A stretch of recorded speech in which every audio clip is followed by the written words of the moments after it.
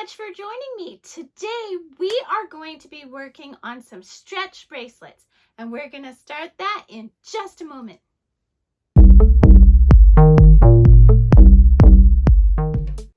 Hi everyone, Monique here, Little Gems Jewelry Canada. Today we are going to be making stretch bracelets. So you're going to need your scissors, you're going to need some elastic. You are going to need some clear nail polish and of course your beads of choice. Today I'm using these really pretty blue beads. Okay, so let's get started. So my design I'm going to go for is I'm going to do a bead and then 3 discs. Just like so. Now I'm using a beading board. You do not need to use a beading board. You can just use a tape measure. Try and make your bracelet usually about 9 inches. And then with the elastic and everything, it'll cinch right up to the regular size of a bracelet. If you want to go bigger, you can go bigger. If you want to go smaller, you can go smaller. And right now, I'm just going to set my beads up because I want 9 inches worth. Sorry, we keep going blurry here. There we go.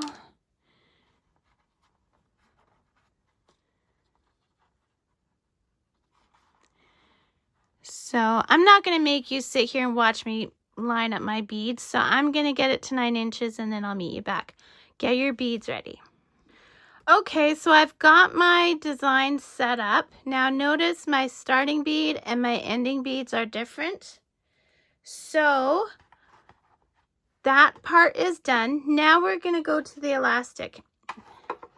And if your beads have any flaws, you don't want to use them, right? Or you want to use them in such a way that the flaws don't show. So now for elastic, this is just elastic I had in my stash, and you just want to go to the craft store and buy some elastic. Now, granted, you don't want it too thin, but you also don't want it too thick. You want it to go through your beads. I'm sure the attendant at the craft store will be able to help you if you're unsure what to get. So you've got to start by priming your elastic. Now, a lot of people don't do this. And it's just like when you are going to blow up a balloon, you want to get the elasticity going in your elastic. So when you buy a stretch bracelet at a store and you wear it for a few days and you notice that it's just starting to like sag on your wrist, it's most likely that the elastic was not primed. So it's important that you prime your elastic. Now notice I'm not cutting my elastic off the strand, and the reason is, or off the spool, and the reason is I just thread it right on there so that way I don't have beads going everywhere. Okay, so now that you have conditioned a whole bunch of elastic, more than you're going to use, you just start threading those beads. And I'm not going to make you watch me thread all the beads, but this is where, now I'm using one of these flawed beads because look, see, it's going in the middle and I've got a good one on this side and hopefully I have another good one. See, it's another good one. And that's what I mean by using a flawed bead, as long as you can hide the flaw, right? So, okay. Now I'm not going to make you watch me do all this. Just thread your beads and meet me back. Okay, so I've strung my beads.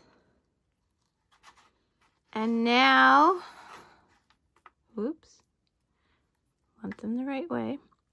I'm just going to shimmy them to the end. Don't want to waste precious elastic. So now what we're going to do is a knot. So we're just going to do a knot like we're tying our shoe. Okay.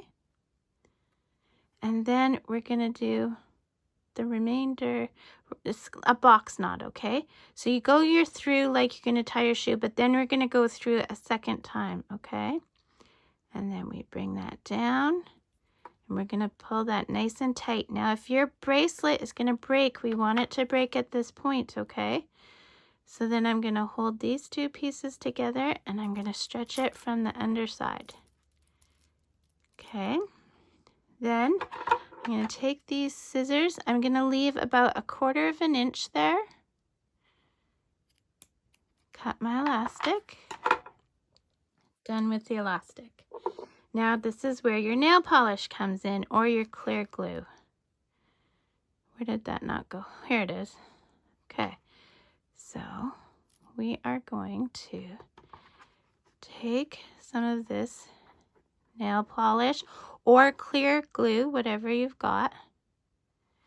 We're going to put a dab on that knot. Okay, and while it's still wet, we're going to pull it into a bead. And you'll feel a little pop. And again, this is when you want it to break, if it's going to break, because you want it to break while you have it.